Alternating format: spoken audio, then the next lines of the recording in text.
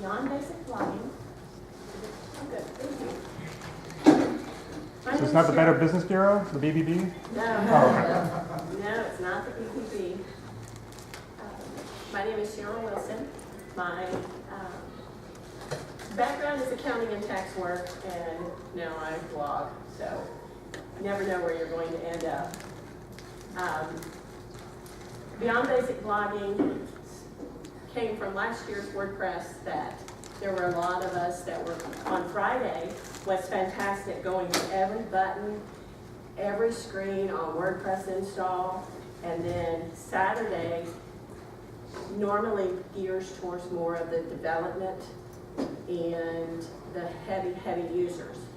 So I'll say the light loaders, the ones of us that we click the button and we just want it to work. I don't care why.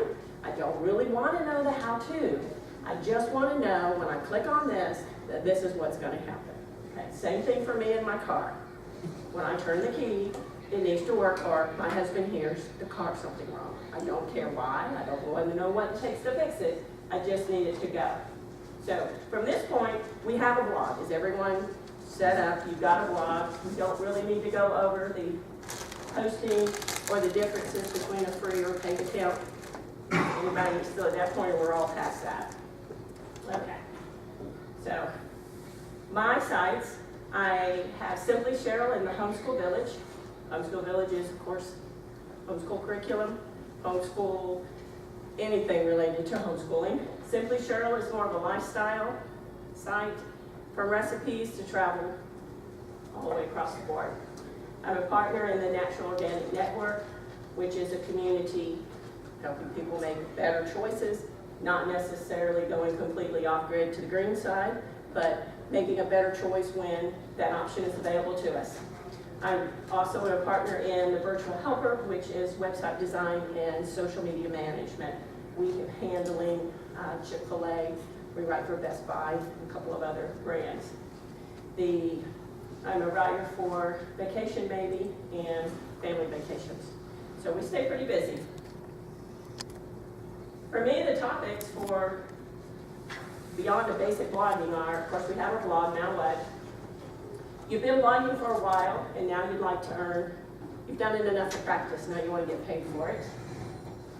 And you want to, or maybe you want to add a blog. You have a business site already, it's your regular corporate site, but you'd like to be able to add some communication or an ability to send out either news broadcasts or other information to your clients in another avenue other than your email or your mailings, okay?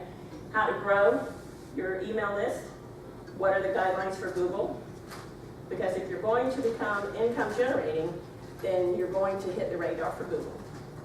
And they do have certain guidelines that they expect us to adhere to. What are the differences in a do follow and a no follow link? And using Adsense if you're going to place Google ads on your site. And then we have affiliate links and sponsored posts. Okay. Some of the favorite plugins, Jetpack, can't say enough about Jetpack. Actually, it will track your statistics. Just about anything you want to know about your site, you can get from the Jetpack dashboard. What's your most popular post? Where is your traffic coming from? All of that you can get from Jetpack. Most WordPress installs come with a Kismet. That's for spam. Definitely need to use that. A favorite of mine is the very simple caption. Some sites you've seen where you have to enter the swervy numbers, and if you have any visual issues at all, sometimes they're very difficult to see them or to understand them. Oh, and by the way, all these slides are available on SlideShare, so you don't have to write anything down. You can print this out in a PDF right off my site too. But the simple capture, some of them it says, just click this box to prove you're human. Okay, stops the bots from being able to get in. Also, the simple capture at my homeschool site, you have to do a math problem in order to enter any comment or any conversation. You have to answer, one day it's addition, one day it's multiplication. Kind of fun for that one. The next one is to click to tweet. The click-to-tweet plugin is also a free plugin, but when you're reading an article and you want to click something out to share it, most of the times the authors will have key phrases that we would like for you to share. So we'll put those already set up in the tweet for you, and all you have to do is click it, and it sends a tweet out and links right back to that article. The Evergreen Post, you've written a really great article this week.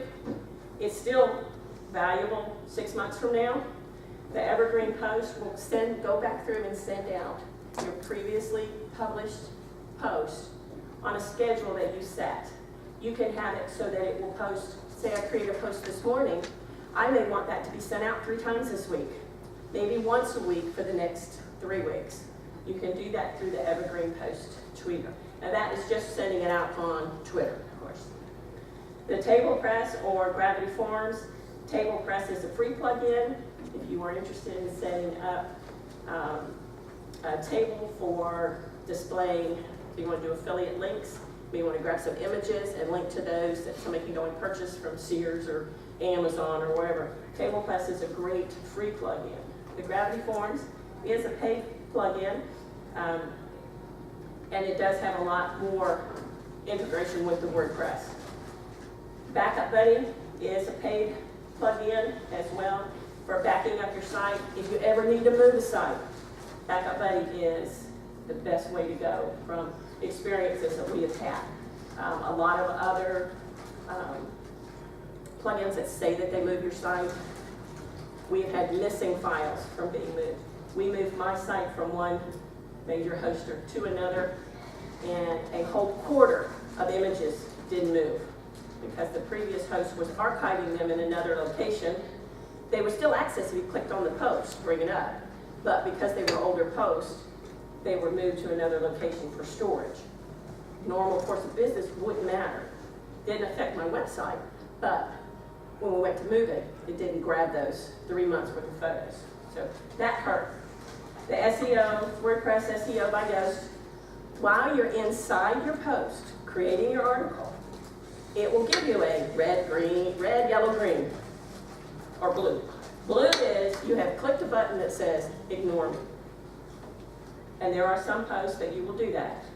Google ignore me. Of course, the red means you're not doing anything for SEO, you're not doing anything to get Google to notice you. Yellow is, of course, there's some issues. Green, good to go. And there are different, it will exactly walk you through. Your title's too long. Your description's too short. It will go through and grade you basically with red, yellow, or green on each of the qualifying points to make your post lovable by Google. Free plugin too. Post Schedule is a social sharing that you can do from within your post. And you can schedule them out, which is nice. You can also schedule, again, we were talking about if I'm writing a post now and I want it to post once a day for a week, I can set that up right there in the post. I don't have to go to Facebook and type in post and also schedule one at a time through Facebook. In Facebook, you can schedule ahead. You can also backdate posts. But through Post Schedule, I can set it down to say, today, I want this post to be released right now. Then again, I want it pushed out again tonight at 8. That will do it. And then I can also say that I want it to be pushed out once a week for 6 months. You can do that through that plugin. Some things that we write are time sensitive and they're just for now. And then other things that we write will be good for 6 months, a year, whenever. The Post Schedule and other plugins will allow you to not have to remember to go back and find and push back out. Suppose you're writing a special Christmas Eve something. You can schedule that to go ahead and punch that back out next Christmas. If nothing has changed in the article, you can reuse your content. The Seo Quake is actually a Chrome extension. A lot of the developers and a lot of website people that you will call to help you when you have a problem with your site will use the Seo Quake. It will also do an analysis of your site, and it will tell you where the problems are and how you can fix them. Again, if you're able and willing to dig in, then you can do a lot of this yourself. It will go through and tell you that you have broken links on your images. It will tell you that you don't have a meta tags set right. It will go through, and it will even go through and say, this is where you find how to fix this. So from that standpoint, it's a really nice. And you can also, you don't have to install the extension. If you install the extension, then if I go to your website, I can immediately see what your page rank is for Google. I can even see your Alexa rank, which truly nobody uses anymore. But I can, if you call me and say there's something wrong on your site, I can see how many links you have on each page, whether they're inbound or outbound. I can see whether they're do follow or no follow. And a lot of that will have a lot to do with how you are listed and I guess, ranked with Google. Hootsuite is a social sharing. They have a free version where you can schedule one share at a time, but you can share it over 5 platforms. They have a paid version, which you can share over 10 platforms, and you can upload up to 300 shares at once. So if you're doing any client work, or if you want to sit down and set up your social shares for the whole month, you can do that. For example, Chick-fil-A has a Tuesday's free biscuit. We can set those up for the whole month to go out, to remind everybody on Monday, hey, don't forget to stop by Chick-fil-A in the morning. Or any other consistent one, you can schedule them through Hootsuite. And their pro version is $9.99 a month, so it's not that extensive a price. Question about the Chrome plugin. Uh-huh. Would that be something to use for competitive analysis, possibly? I use it. I love to go and see Snoop on your... what's going on other sites. And even for my friends, I'll go on their site to, I have about 12 sites that I visit every day and make sure I leave comments on and share their stuff. I will go on there and I can call them and say, hey, this link is a do follow and it really needs to be a no follow. If you ever get slapped with a manual action from Google, it is a heart-wrenching thing to start with because they don't tell you what you've done wrong. They send you a notice, they send you an email that says, we have deemed that you are link scheming and we have applied a manual action across your site. At that point, you lose your page rank. What have they, a link. manual, what, It's called a manual action. a manual action, okay. Something on your site has triggered the bots that crawl to say, there's something fishy going on here. And rather than them, think about all the sites that are out there, rather than them stopping and looking at your site, it's an automated system.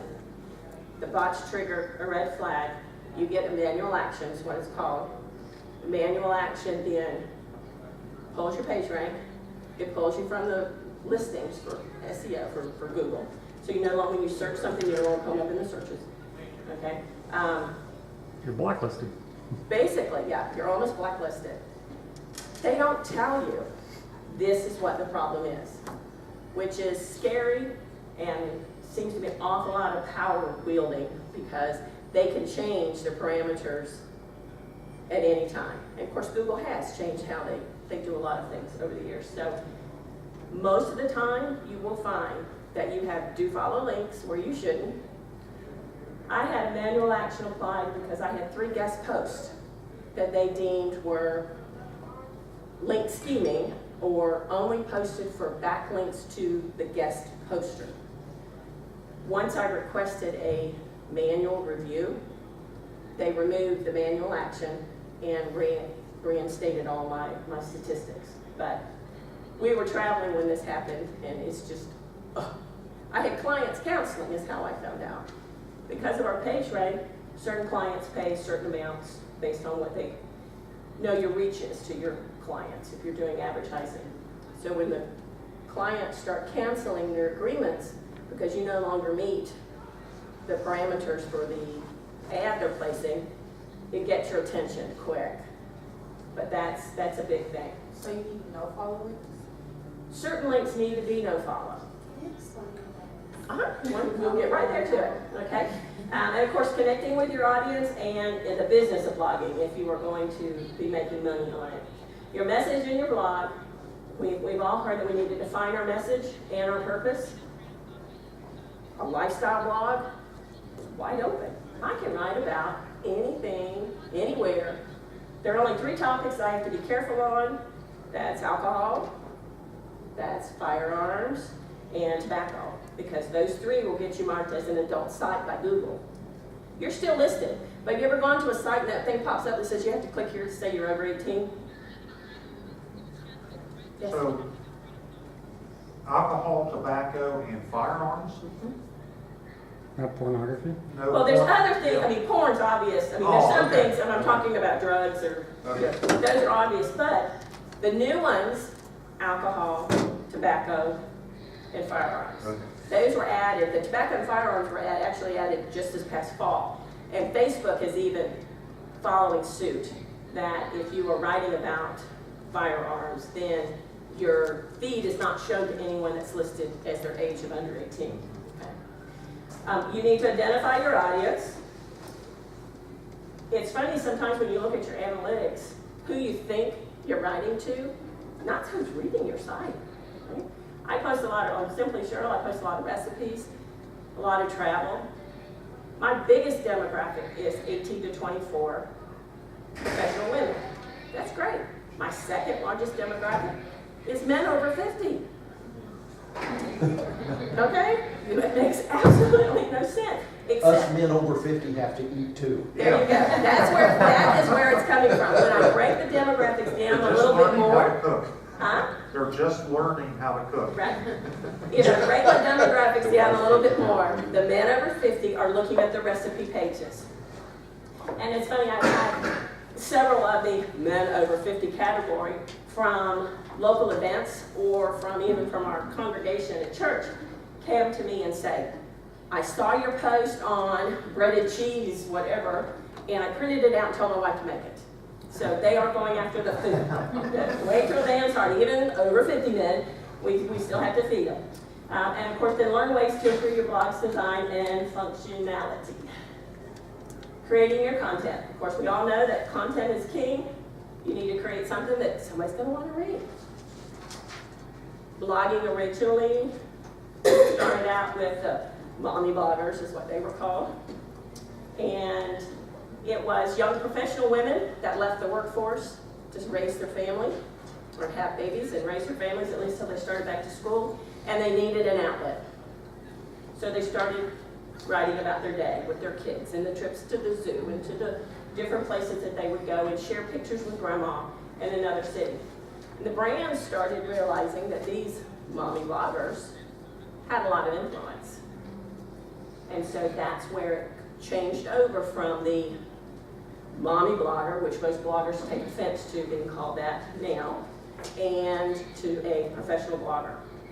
Brands know that they can reach, and an opinion of someone who's actually using the product carries far more weight than just an ad on a magazine, and for a lot less. Okay. Getting started with audio and video, hopefully you'll hit the podcasting or one of the other things on that. YouTube is the easiest way to get started with audio and video. You don't even have to get out here and talk in front of the camera. If you take a bunch of pictures of your trip to the zoo, go into YouTube. You want to set up a slideshow. You upload your pictures. You set how long you want each picture to show before it slides to the next one. You can use their free music to add to the background. You can zoom in, zoom out, just all kinds of neat things. Now you have a video component to your blog. You're also then listed on YouTube, another way to drive traffic. So it's not something that you have to sit down and let me tell you about this particular product. So YouTube is a great way to add that extra component. Repurposing existing content, we talked about that a little bit, but if you write something down, my Christmas Eve post about what my family does never changes. Same thing. We do the same thing after 35 years, and we hopefully will for some more. There's no point in me rewriting or recreating that post. You go into your dashboard, you find the post, and you change the date, and you publish it again. Okay? It's all you have to do to repurpose your content. If you need to update it, do it. If you need to add in fresh links, if you are promoting a certain product, make sure those links are still working. But just changing the date on your content, you can push it back out again as fresh content Doesn't change the URL or anything like that, so it's really easy to reuse. Sometimes if you've been writing for a while, you may have thousands of posts that are just there. And if you don't do something to generate interest on them, you can, they're just floating out there. You can also create what we call a roundup. Say you wrote a trip, you went to Gatlinburg, and you wrote 4 or 5 articles about the places you visited when you were in Gatlinburg. Do a roundup post. Here is a summary of our week in Gatlinburg. And you link to each post. You put each title and you link that to your other post that you wrote. So now you have a summary post that pulls them all together. You can keep pushing that summary post out because it doesn't change. And that will drive traffic back to your original post for the day, for the trip. Creating printables with PDFs are great for your readers. Readers love free stuff. Plain and simple. If you create a form, how you can save money, here, create something if you can print out for the kids to fish. If they like to fish, I write for a fish ham. Do you put that behind a registration or ask for their email before giving them something for free? You can. You can either have it as a way for them to, if you give me your email address and sign up for my newsletter, I will send you 100 recipes on how to use cheese. Or I will give you a 10-page Easter printable to print out. Or I will create a printable book on what you need to go over with your toddler before you go on a trip for safety. Anything that you can create a printable, whether it's something that they can color, whether it's something that the parents can print out, tags for birthday presents, Christmas presents, the little labels, even for say Easter. You can get the little plastic bags and put the orange candy in them and put a green label and staple on the top and look like a carrot. People are all over those things, and it's traffic, and they share it. That's where the key is. I send this out to my readers. You like it. You're going to tell all your friends about it. So then I am extending the traffic without any additional work on my part. Okay. And of course, always learning to take better pictures. Pinterest is the image god right now. Okay. Pinterest pictures need to be vertical, not horizontal. You got to turn your camera. Images on Pinterest show better 70% more often if they are vertical, not square and not horizontal. Right? If you've ever been on Pinterest, they're all up and down. It's easier for the reader to see that. It makes it more appealing. Blue pins get pinned more often than other colors. There's all kinds of analytics that you can go into and look inside of Pinterest. Connecting with your audience. You want to build a community of fans and followers. Create your mailing list is like content is king, your mailing list. We heard yesterday again that we have no control over Facebook, Pinterest, Twitter. They could be gone tomorrow. It's like we rent that space. We rent it for free unless you're paying to play for your post to be shared on Facebook. So we are using those sources, and they could be gone at any time. MySpace, think about that. It virtually went away. It's now coming back for the younger crowd. But your mailing list, if I've got your email address, then I can stay in touch with you no matter what other social platforms may disappear, okay? And make it easier for your audience to find you. You want to publish enough so that the bots are crawling you, so that you are listed and ranked in the Google search engines. You need to make sure that you're not obscure enough in your titles that someone can't tell by looking at the title what it's about. Your URLs are important. You should, when you set up your WordPress, it gives you an option of 5 or 6 different ways for your URLs to show up. If you are writing on a blog, the post one is the one that's most recommended. So it says SherrylWilson.com/10 ways to decorate for Easter. That's the title, is what it made it be. Rather than SherrylWilson.com/1248. 1248 doesn't tell anybody unless they're searching for 1248. Okay, so because your URLs will also generate traffic. You need to make sure that they're meaningful. And of course, focus on ways to build your blog traffic, whether you're sharing your posts on Pinterest, Twitter, Facebook, any number of ways. Answering questions on forums or when you're on another website. If somebody's posed a question, jump in there and answer it. Does great for people driving traffic back to your site. Under the business, we of course want to know how to make money for and from our blog. The difference between the two, your sidebars can be passive income. You can place ads through Adsense where Google will show ads to your users based on what they've been looking at. That is an option, though, that you must check when you set up your ads. You can have it to only show, you can customize it so it will only show certain ads. If you're writing about slow cooker recipes, then I really only want the ads to be about what kind of slow cookers they can buy, okay? But because Google says that if you have been online searching for fishing equipment, then have you ever noticed the next 15 sites you go to, all the ads are about fishing equipment? Have nothing to do with the site that you're on. They have clicked the create user-generated ads, right? Now, flip side, one of your clients complains that all they're seeing is bathing suits, and you have a very modest site or something that has nothing to do with bikinis. Someone in their household has been looking at bikinis online, okay? And it can get worse, all right?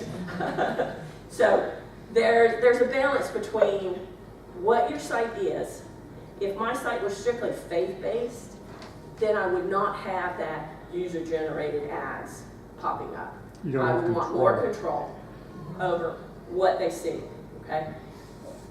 Being one of my homeschool site, I have limited it to certain ads, categories, so you wouldn't get whatever someone else in your house may have been looking at. All right, but that's a big thing on those. Of course, create awesome product reviews is a way to generate income, and sponsored posts. Sponsored posts are, I write the content, I give it to you, and you post it, and I pay you to post it. So all you have done is copy paste. Okay? News press releases can be like that. The aquarium's got a new event or a new section opening. They will send out press releases. Those you will copy and paste. They may or may not pay you. That may also be something that you do just to benefit your readers so they don't go read that on another site. If you have a local based site, okay? Product reviews. Product reviews can be a godsend, and they can be an absolute nightmare. I have, at this point, as of this morning, 156 items sitting at my house waiting to be reviewed. Okay? I'm running about a month back on getting reviews. Normally, this time of the year is crickets because everybody pushes for Christmas. January and February get very slow, and things just start picking up. I'm still reviewing things that I was getting shortly after Christmas. But product reviews are a great way to, number one, you get free stuff, and number two, you can get paid to write about it. They send you the product, you use it for a couple of weeks, you write your opinion on it, you share it out all over your social platforms, and they pay you to do that. So it is a good way to generate income. Do you put in your blog that you did get paid for that? Oh yes, that's where you start with the different types of links. Basically, the easiest way to remember, if I am telling my readers about your site being just the greatest thing since sliced bread, and I have just fallen in love with the stuff that you write, that should be a do follow link, a follow link. That's me endorsing you to the world. If I say that same thing, but yet you've given me $100 worth of product, then I have to disclose that I received product at a free or reduced rate, and or you paid for the post. That's the difference between a do follow and a no follow. If there's any contractual relationship between you and the client. Whether it's bartered, I put a link on my page, you put a link on your page. Whether you've received cash, whether you receive product, whether you receive free advertising on their site, you have to disclose it. And especially with WordPress, with the hooks, you can set those disclosures to come up automatically on all your posts. My disclosure says that this site may contain, this post may contain affiliate links, and you have to go on and say, if you could, because I don't know if Google assumes that readers are stupid, but you actually have to say, if you click on this link, I may get a commission if you buy something. If you click on something on my site and it takes you to Amazon, my logic is, well, obviously I'm trying to get you to go to Amazon and buy it. And I wouldn't be doing that for the practice. There's obviously a relationship, and obviously I'm going to get paid. But you have to disclose that there's a material connection between you and the client. If you go to Gatlinburg on a travel trip and your hotel's comped and your tickets to the museum and all the other places are comped, which is all the time, all you gotta do is ask, you have to disclose. I stayed at the Wilderness Lodge. My rooms were at a free or reduced rate. Anytime you go anywhere, if you are willing to write about where you're at, contact them. I will be in your area. I'd love to come tour whatever.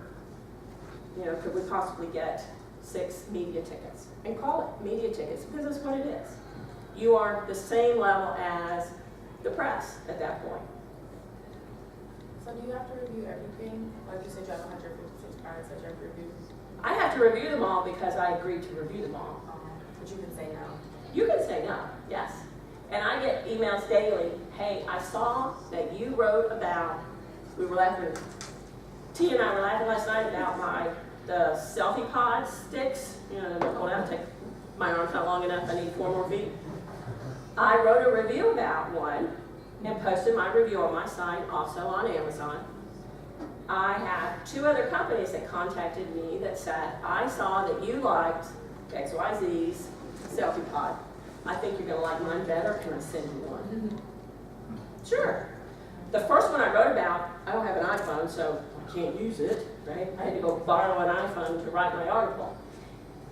This other one is meant for the Galaxy phone, which I use, so I'm really excited about that one coming. But yes, if you accept and consider it a contract, you do need to write about it. Good, bad, or ugly. Now, if you get something and it's just awful, before you get on the site and just totally bash it, I would contact the person that sent it to you. Because not everybody likes everything. You may just totally cringe at the thought of coconut, and they sent you a case of coconut water. You know, what are you gonna say? So think about the products when they ask you about reviews. There are some companies that you can set up what they call all ship. Think very long and hard about that. That's a position. Good for you. Yes, Down. that's down. I agreed to an all ship for several companies, and that means that anything they get, you get. And sometimes they get a lot, which means you get a lot, okay? But you can use your blog to help sell your books, your products, your services. Anything that you can create, you can take blog posts, put them together in an ebook, sell the ebook. You could trade it for email addresses as a way to build your things up. Here are, where we go? Review site listings. These are a lot of the companies that will send you items to review. Amazon actually has its own review team. And what they will do is they will tell you, pick anything that's on Amazon, and we will give you a credit for everything but $1. So the item costs you $1. And then you write a review. Reason is, I can go on Amazon and say, oh, I like that, and write a review. Or I can go on Amazon after I bought something and write a review. If you're ever on Amazon, you will see at the top it says that this is a verified purchase. Those reviews carry more weight than just somebody randomly getting on talking. Because some people do that too to build up their You can. I mean, if you truly have used a product, whether you bought it from Amazon or not, you can go in and put your opinion on that item. And that will increase your ranking as a reviewer on Amazon. But a lot of these they will send you free stuff. Some of them will send you coupons. If you want the item, by all means use a coupon. Do not ever share the coupons that these people give you. That's a big, big no-no. But all of these are claim your free products. Some of them are kind of funny. Most of the companies are on all of these. So if you review it on one, you will be disqualified from reviewing it on the other because you can't review the same item twice on Amazon. This particular company's, Thomason is a little bit different, but the other companies are all Amazon driven. They are small businesses, they sell on Amazon. They don't have their own site, they don't have their brick and mortar store. Most of the products are coming from overseas. They only want the Amazon presence. Some of those will even tell you, I don't care if you post it on your blog. They need the Amazon review. Posting it on your blog would be good for your readers and for content for you. Thomason, that is a review site that everything, vacations to boats to pretty much anything can come through Thomason. Thomason you do have to be approved for. Most of the others, they will pretty much let you sign up on your own. I will disclose that some of these do have my referral links in them, which is an endorsement. If you use a referral link, then they know that somebody else told you about it. You're not just coming in off the street. None of those have income referrals on them. They're strictly for sign-ups. Ways to monetize affiliate links. Say you're writing about taking a flight to Florida, and you're talking about you're packing your suitcase. Insert the name of your suitcase. My Samsonite hard-shelled such and such. Go to Amazon, find the link to that, add your Amazon affiliate code to it, and code it in your article. Anything you write on your post, on your site, needs to have a way of paying for itself if you look at it from that point. You're not writing anymore just from practice. Every post needs to have some way to generate income. If you are writing a recipe and you're talking about you're using Hellmann's mayonnaise, tag Hellmann in the share. Your post may get on Hellmann's site. I was writing about something for P&G, writing a recipe using a lot of P&G products. I tagged them. They put my post on their website. 4,000 page views a day for months on that one post. Because my site has ads on it, every time it loads, I get paid. Every time that site has 4,000 hits a day for months on that one post. Might be, smidgens of a penny every time it loads, but it's still there. Selling ad space. Your sidebars are your real estate on your site. You can have left, right, or both. Above the fold, which is when you open your page, what you see. Think about newspaper publishing. It's the top half. People pay more to be there than on the bottom half, or page 16. Okay? So when you first open your site and you don't have to scroll, that's what they refer to as above the fold. That's your most price-based advertising space. You don't want to fill it with junk. Okay? Sponsor review posts, we talked about that. Travel posts, ebooks or courses, selling products. All of those are ways to earn money.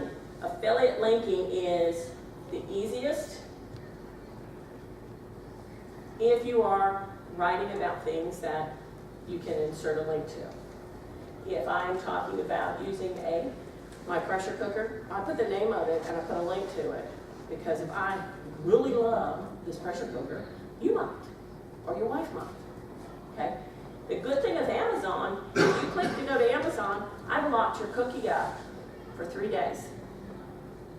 Which means you may not buy that pressure cooker, but you may go to Amazon tomorrow and buy something. I still be paid on your sale. So Amazon is a great, especially if you're just starting for for doing affiliate linking. But there's also affiliate companies, the share a sale, commission junction, different. You can just research affiliate companies. Rather than each company setting up a PR company to handle their products, they go through a middleman. So if you've locked that cookie up for 3 days, you say, what if they click on a link from somebody else? That is the only way that they Okay. will. It's the last link that you clicked from. So you hope that guy looks at that pressure cooker, then turns around and buys a boat tomorrow. Exactly. Okay. Exactly. I'm with you. Right before Christmas, I was writing all about Christmas stuff, right? And best Christmas presents, wish list items, right? People went over there, of course, they were buying their Wii for their kids, or their Xbox, somebody bought a laptop, and I can see what they bought. I can't see who bought it, but I can see what they bought. It's like, hello, I didn't write about Xbox, or Wii's, or, anything, but I got paid for it, for the purchase, okay? Cool. Let's see, we got here. Social media, there's a lot. You need to get on all of them, okay? Why? First, if I you don't do want to use nothing, it. Why should I have it? first, if nothing else, then to save your name. So somebody else doesn't come along. My site's Simply Sherryl. Cheryl's got 2 R's. Somebody came along and did Simply Sherryl with 1 R. Real confusing. Okay? That's like the old suggestion, if you have .com, you buy .net or .org, so somebody else can't come in with the same first half, just a different end. It's just easier for your readers to find you. If I had only known, okay, the differences in free and self-hosted, which I think we've all covered. I didn't go to WordCamp before I started my site. Most free sites you can't monetize. That's the true, real difference. You're limited on what you can do. Plus, you don't own the house. You're renting that space. And if Blogger or somebody decides that they don't want your site on it anymore, it's just gone. The difference between a page and a post, somebody else is talking about that too, but the basic difference is a post goes out to your readers. A page is like one of the interior walls in your house. It's more structural. You can push a page out, but a page doesn't go out in your newsfeed to your readers. And using generic URLs. The best way to build your following is to host a giveaway. People come out of the woodwork, right? They sign up for your Twitter, they sign up for all of this to get an entry into your giveaway. Run a lot of giveaways, you got a lot of URLs that you truly are never going to use again, unless you use a generic URL. SherrylWilson.com/giveaway1. Giveaway 2. When giveaway 1's over, I just change the content on that page and push it back out again. That's a page, not a post. Okay?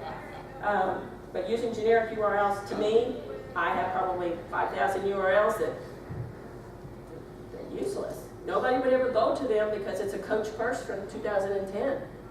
Nobody would ever look that up now. Would you change that to maybe add a couple paragraphs to the front end and about something, like if you happen to actually own that item maybe? I do. I change those old URLs. I go and remove the content on them and put on there that you've landed on a page, that the giveaway is over, blah, blah, blah. But here's another link to click to see what our current giveaways are. Those types. I try to redirect them rather than them leaving. The value of building your email list, we talked about that. That's priceless. Not only can you send your information out to your readers, there are companies that will pay you to send out their information to your readers. Okay? Who do you use for your email list? Or you don't try and send those through your... I use Aweber for mine. Okay. I just moved from Feedblitz to Aweber, and I use that. What I like about Aweber is you sign up for my website because I'm going to give you 6 steps to building your blog. Aweber will set it up so that each week it sends you one of those emails of the 6 steps so that I don't have to remember to send you the file. It'll do it automatically. Or you sign up for my newsletter and you get this free ebook. It will do it automatically so that it's all automated and I don't have to mess with remembering to email you the book, okay? And just do it. As far as basic codings and stuff, the plugins are great, but remember, plugins and tools fail. If you have a plugin that's making your post no follow, and for whatever reason you remove that plugin, that overriding code that changed it from follow to no follow is gone. So some things I think you just need to learn to do, to add the no follow or to add the coding so that it'll open in a new window. When you click on a link, you've all clicked on the link and it opens, the page changes to the new ad, or another window opens. The advantage to having a second window open is the time that Google's tracking on your site is still ticking. When they close that second window, I'm back on your site and I keep reading. Why push them to another site and close yours? So any link truly needs to open in a new window, okay? You need to maintain a complete site backup off the server, off the server. Most IT people will tell you if you don't have 4 copies, you're not backed up. Truly, okay? Off the server. If I back up and it saves it on my server goes down, where's my backup? I can't get to it. Also, complete site backup, including the plugins, all your specialty codings. There's a difference between the daily backup of your content and a whole site backup. On average, they say your whole site backup once a week. Your content depends truly on how much you post. You know, sometimes we're posting 8-10 times a day. I back up daily. If I posted once a week, 3 times a week, I'd probably do it back up once a week. And it's okay to say no. That's a tough one for me. I won't say that. Whether it's time, money, your beliefs, or your audience. My site does, Simply Sherryl does have a lot of faith-based articles and things on it. So I was asked to review some products that just totally go against anything I would be willing to endorse. I had to say no. They were paying prime to get that on there. I even talked to my virtual assistant here. She says, you're justified. You say no. You gotta think, can I swing it? No, okay? But it is okay to say no about different things. And there we go at the end here. You can find me on Simply Sherryl at Twitter or at Simply Sherryl, the Homeschool Village, or National Organic Network. Thank you. Your slide deck, you said your slide deck is available? It is on SlideShare under Sherryl Wilson / biz basic, beyond basic blogging.